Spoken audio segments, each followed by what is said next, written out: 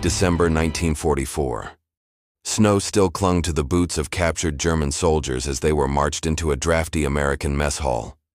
For hours, they had been cold, hungry, and silent. Their stomachs knotted with more than just fear of the unknown. One young prisoner, no older than 20, sat down at a long wooden table. His hands trembled, not from injury but from the weight of surrender.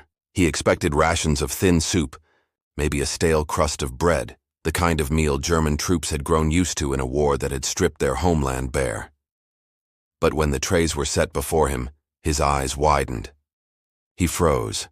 Piled high on a metal plate was something he could hardly believe. Thick slices of bread, still warm, a pat of butter golden and soft melting into the crust, a slab of meat pink at the center, steaming in the cold air. Beside it, potatoes, salted, spiced filling, and coffee, real coffee. The soldier looked around in disbelief. His comrades were equally stunned, whispering under their breath. They had been told Americans were struggling, that the Allied blockade had left them weakened, desperate. Yet here, even prisoners of war, enemies of the United States, were eating meals that German civilians back home could only dream of. He hesitated before taking a bite. Could this be a trick? A performance to humiliate them? But as the first taste of buttered bread hit his tongue, his skepticism gave way to astonishment. This wasn't a show. This was real. And it was endless. The abundance on those American tables didn't just fill empty stomachs, it shook something deeper. For German POWs, food had been rationed to the ounce. Butter, meat, sugar, and coffee had become luxuries measured in whispers, not portions. In their minds, war meant deprivation, and deprivation meant strength. To see the Americans feeding their enemies with generosity, with excess, was a revelation. Because food was more than food. It was power. It was industry. It was the quiet, undeniable proof that the United States had resources Germany could not match. And for these young men, sitting in disbelief as they ate their fill, one question lingered in the air like the steam rising from their plates. How could America, a nation thousands of miles from the battlefield, provide not just for its soldiers, but for its prisoners? The answer lay far beyond that mess hall. Because the food on the table was only the beginning, it challenged everything they thought they knew about America. It began far from the quiet fields of America. For many German soldiers, their journey into captivity started under the blazing sun of North Africa. In 1942 and 1943, as Field Marshal Rommel's Africa Corps collapsed under the weight of Allied superiority, tens of thousands of weary men laid down their weapons. They were herded onto transports, shipped across the Atlantic under armed guard, and carried toward a destination they could hardly imagine: the United States of America. For others, the road began in Europe itself, in Italy, in France, in the hedgerows of Normandy. When the tide of war turned, capture was sudden and disorienting. One moment they were fighting for the Reich. The next, they were sitting in a makeshift camp awaiting transfer overseas. By the war's end, nearly 400,000 German POWs would be held in camps scattered across America, from the forests of Wisconsin to the deserts of Texas. And yet, as they marched into captivity, many carried expectations shaped less by reality and more by propaganda. For years, Nazi broadcasts had painted America as a hollow giant, a nation of weak soldiers, disunited people, and failing industry. They were told America was a land of soup kitchens and broken factories, a depression-stricken country barely able to feed itself. The irony was cruel. These soldiers, who had fought under the banner of a regime promising domination, now believed they were entering a starving enemy's house. Some even braced for vengeance. After all, they were prisoners. Why would the Americans show mercy? The voyage itself gave no answers. Packed into Liberty ships guarded by GIs, they stared out at endless horizons. The Atlantic was a dangerous passage, stalked by submarines and shadowed by fear, but most made it across unscathed. The moment they glimpsed American shores, anxiety gripped them. What awaited behind the fences? Would they be worked to death, left hungry, or worse? What they encountered instead was something altogether different. The camps were guarded, yes, surrounded by barbed wire and patrolled by armed soldiers. But inside, the reality was not one of punishment but order. Barracks were clean, medical treatment was available, and then there was the food. For men raised on rations and shortages, the mess halls of America felt like a world turned upside down. The first trays served to them broke every expectation. Plates piled with meat and bread, Butter and milk in near limitless supply. Coffee poured generously with sugar on the side. These meals weren't propaganda films or staged performances. They were daily reality. And to the prisoners who had been told America was weak, the abundance was a shock that rattled them to their core. Because when they first stepped onto American soil, the shock didn't come from barbed wire or guards. It came from what was served at dinner. The German prisoners thought they knew war. They had seen cities reduced to rubble, fields stripped bare, and families scraping for scraps. To them, hunger was as much a weapon as any rifle. In Germany, the war effort had consumed everything. Food was rationed to the bone. Civilians cut meat into paper-thin slices. Butter vanished from kitchens. And coffee was replaced by bitter substitutes brewed from acorns. But across the Atlantic, the story was starkly different. America's greatest weapon wasn't just its tanks, planes, or ships. It was its food. From the very moment the United States entered the war, the nation mobilized not only its soldiers, but its farmers. Fields that once grew for local markets became engines of global supply. The federal government encouraged families to plant victory gardens, transforming backyards and city parks into miniature farms. Housewives, children, and even retirees tilled the soil, producing fresh vegetables to supplement the national effort. Meanwhile, industrial farming, already strong before the war, surged to new heights.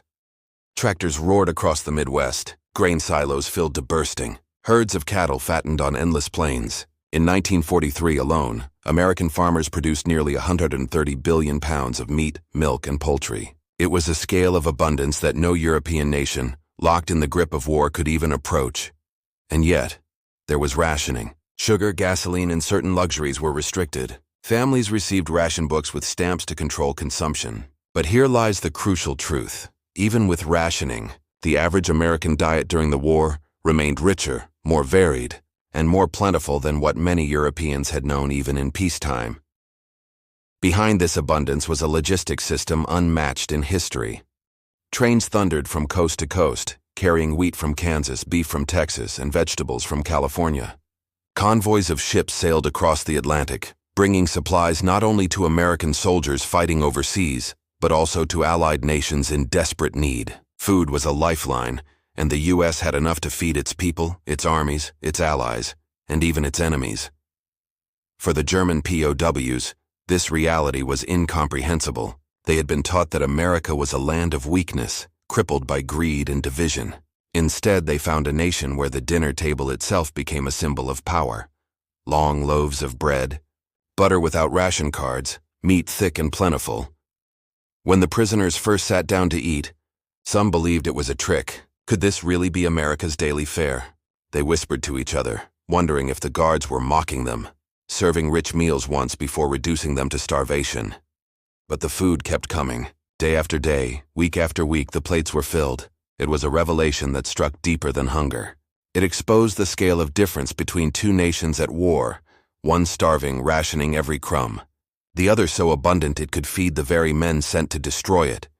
And to the German soldiers sitting behind barbed wire, each meal was not just nourishment, it was a reminder, a quiet, undeniable message of America's strength. And when German POWs got their first taste of this abundance, many thought it was a trick. When the first groups of German prisoners stepped through the gates of American POW camps, they braced themselves. Their minds conjured images of hunger, humiliation, and punishment. They expected lean rations, perhaps a watery broth, doled out as a reminder of defeat. Instead, what greeted them was a shock. Inside the camps, the mess halls buzzed with activity. Trays clattered, the smell of roasted meat hung in the air, and lines of prisoners shuffled forward, their eyes widening with every step. The food laid before them looked almost unreal. Steaming vegetables, thick slices of bread, generous cuts of beef or chicken, potatoes salted and buttered, and on some days, to their astonishment, dessert. Cookies, pies, even ice cream in certain camps, and always coffee. Dark, rich, and served in cups large enough to make a German soldier pause in disbelief. The first bites were hesitant. Some men glanced at the guards, half expecting laughter or cruelty. But no ridicule came. The meals were real and they kept coming. Breakfast, lunch, dinner, each time. Hearty portions that rivaled or surpassed what German civilians were eating back home. For soldiers who had been told America was on the brink of collapse, the experience was jarring. Letters smuggled through censors carried home descriptions that sounded like fantasy. One prisoner wrote of meals as if in a fairy tale, confessing to his family that he could hardly believe his own words. Another described sitting at a table with bread, so soft and white it seemed unreal. These testimonies revealed not only hunger satisfied, but disbelief colliding with reality. The camp meals became daily theater. Men stared at their plates as though waiting for the magic to vanish. Some feared the abundance was temporary, a trick of morale, a show meant to soften them before harder days arrived. Yet the weeks passed and the food did not disappear. The rations remained generous, steady, reliable. It wasn't just the calories that mattered. It was the symbolism.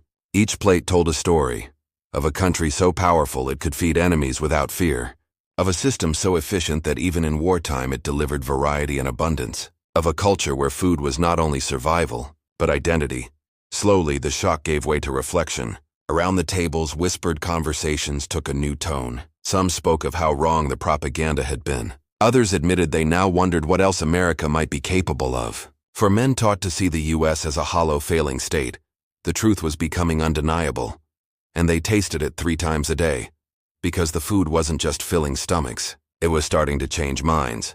To the German prisoners, the meals seemed almost too good to be true.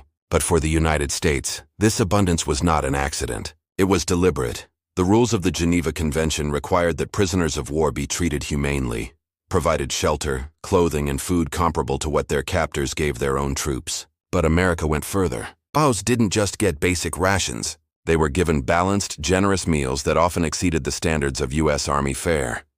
Why? Because food was more than nourishment. It was influence. American officials understood that every plate of bread, every cup of coffee, every slice of pie carried meaning. By feeding German prisoners well, the U.S. projected confidence, showing that it had nothing to fear from its enemies, and more than enough to share. In a war where propaganda was as fierce as bullets, a full stomach became a weapon of persuasion. For German POWs, this treatment clashed violently with what they had been taught. Nazi propaganda had painted America as a land of weakness, a society collapsing under decadence and division. To see guards who were well-fed, civilians who were thriving, and mess halls that overflowed with food, it forced prisoners to reconsider. And it wasn't just what they ate. It was how it was given. Meals were organized, fair, and predictable. No cruelty, no starvation rations meant to break their spirits. For men trained to see Americans as brutal or incompetent, this was a living contradiction. The impact was subtle at first, but it grew stronger with every meal. Around the dinner tables, conversations shifted. Some POWs began to admit aloud what others only thought silently. Perhaps they had been lied to. Perhaps the Reich's image of America was not only wrong, but dangerously wrong. In this way, the dining halls of POW camps became something unexpected. Classrooms. The lessons weren't delivered through lectures or speeches. They were served in bowls of stew, in baskets of bread, in the simple ritual of breakfast and coffee. Each meal carried a message that America was strong, organized, and above all, confident enough to treat its enemies with fairness.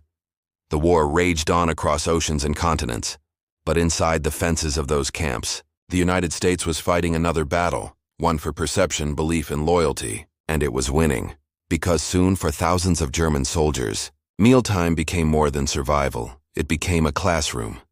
For many German prisoners, the shock of America wasn't only in the quantity of food, it was in the character of it. Every meal revealed a culture that felt both familiar and utterly foreign.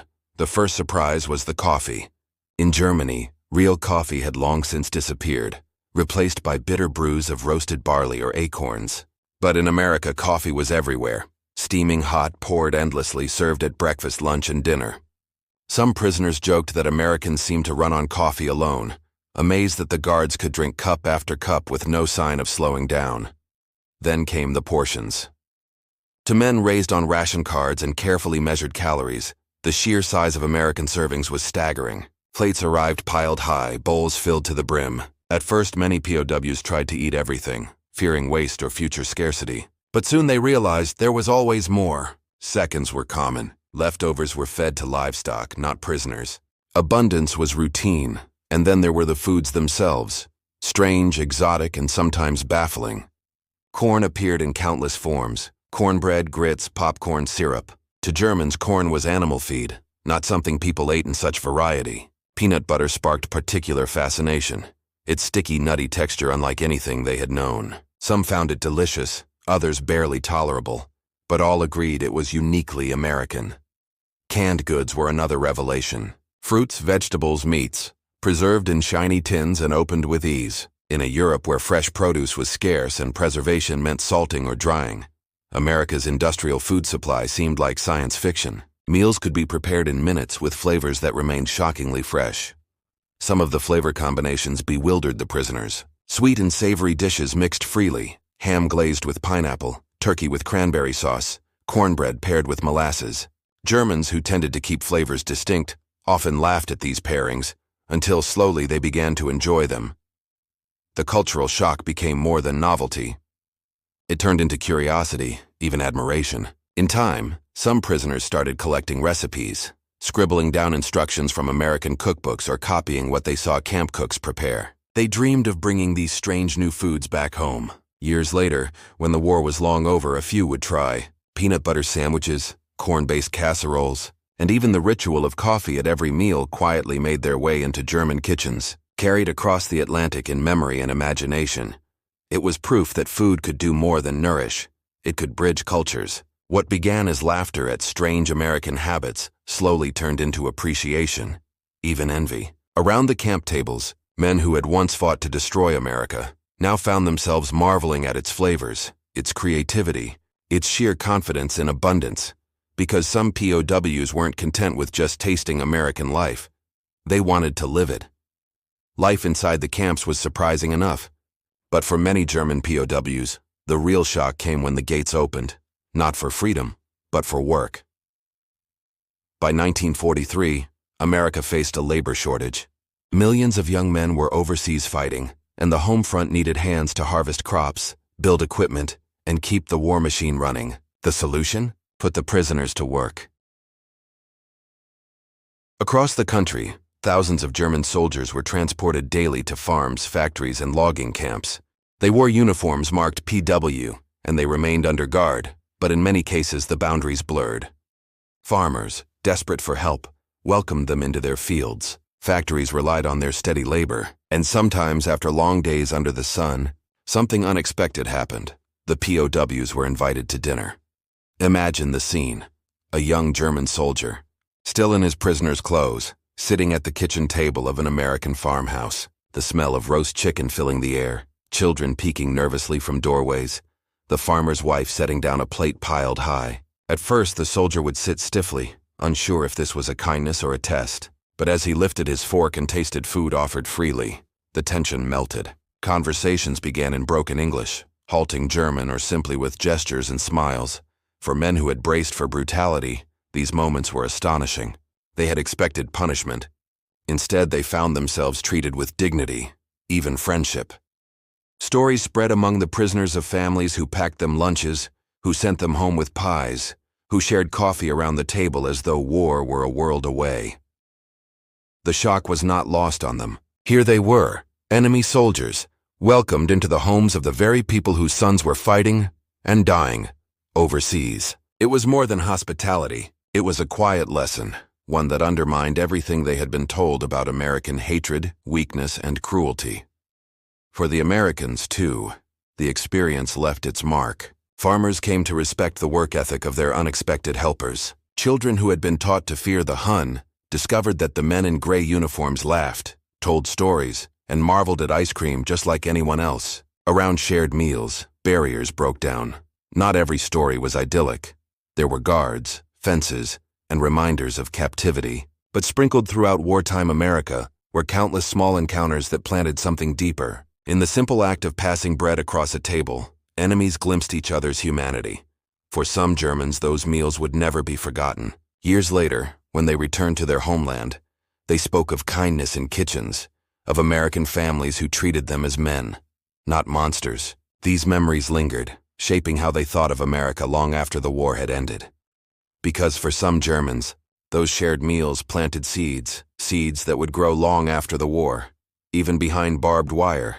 The story of American abundance began to travel, not by official channels, But by ink on paper, German POWs, required to write letters home, often found themselves struggling to describe what they were seeing. Censors monitored their words carefully, ensuring no sensitive information escaped. Yet even within these restrictions, the truth emerged. Sentences that seemed casual to American eyes carried immense weight in a nation desperate for news. The bread is soft and plentiful. We eat meat every day. The coffee is real, not substitute. The gardens are endless. Families in Germany, starving and rationed, read these letters with a mixture of disbelief, envy, and growing doubt. For years, Nazi propaganda had painted America as decadent, weak, and collapsing under its own excess. Yet the letters told a different story, a country that could feed its people, its soldiers, and even its enemies without faltering. Some letters described mess halls overflowing with food, farms bustling with crops, and the strange but wonderful taste of peanut butter or corn syrup. Others told of farmers inviting POWs to share meals in their homes, of children laughing over shared desserts, of plates refilled without hesitation. To the families reading them, these accounts felt almost surreal. How could the enemy of Germany be so generous, so organized, so abundant? The effect was subtle but profound. As letters traveled from camp to village, they chipped away at the carefully constructed image of America held by the Reich. Admirers and skeptics alike began to question the stories they had been told. A young son might read of a POW's meal and whisper in wonder, could it really be true? A mother rationing butter and sugar might feel a pang of jealousy and incredulity. Even neighbors began discussing the impossible, that America, so far away, could feed not only its own, but also those who had come to destroy it. In this way, the POWs became unwitting emissaries, spreading a secret that Nazi censors could not fully erase. Meals once thought private, limited to mess halls and kitchens, now carried influence across borders. Each bite taken, each tray filled, each simple act of generosity became part of a quiet, unspoken campaign of psychological warfare. Yet even with these letters reaching home, the full story could not be felt in real time. It was only later, when the war ended and soldiers returned to their families, that the magnitude of the experience became clear. The shock, the amazement, the challenge to preconceived notions, it all culminated after the guns fell silent. Because the true impact of these meals wouldn't be felt until the war was over. When the war ended and the POWs were released, Germany awaited them, a country scarred, battered, and starving. Cities lay in ruins, factories destroyed, and fields stripped bare by years of conflict. The streets carried the silence of loss, and the ration cards that remained barely provided enough for daily survival. For many returning soldiers, the contrast could not have been starker. They remembered mess halls overflowing with bread and meat, farms brimming with crops, and families who had welcomed them at dinner tables.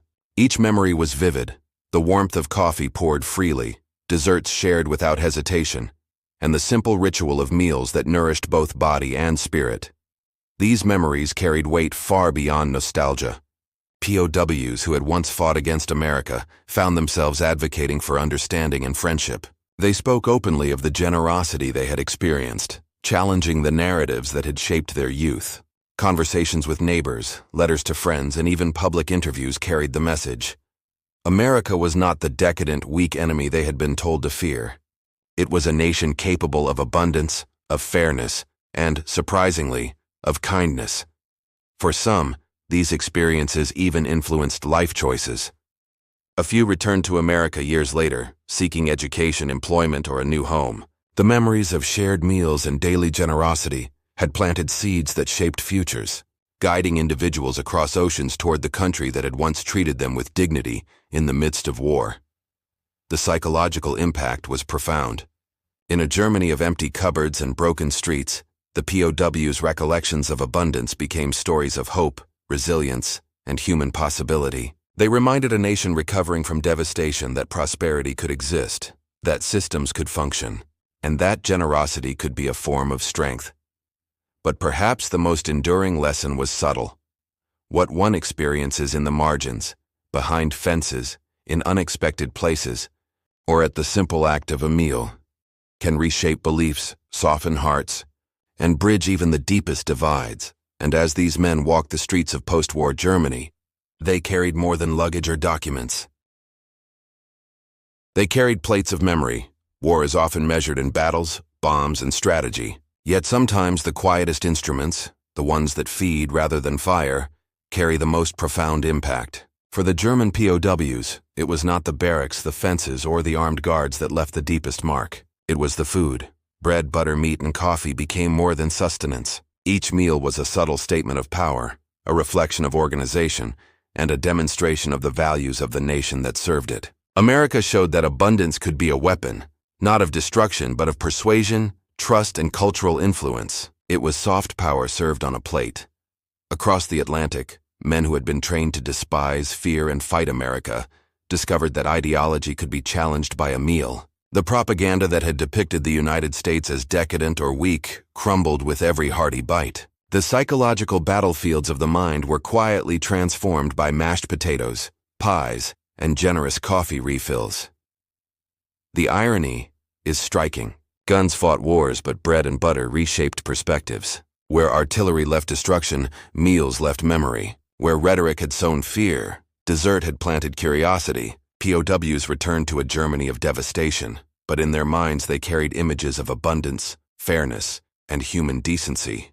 These were not just meals, they were lessons in humility, resilience, and national identity.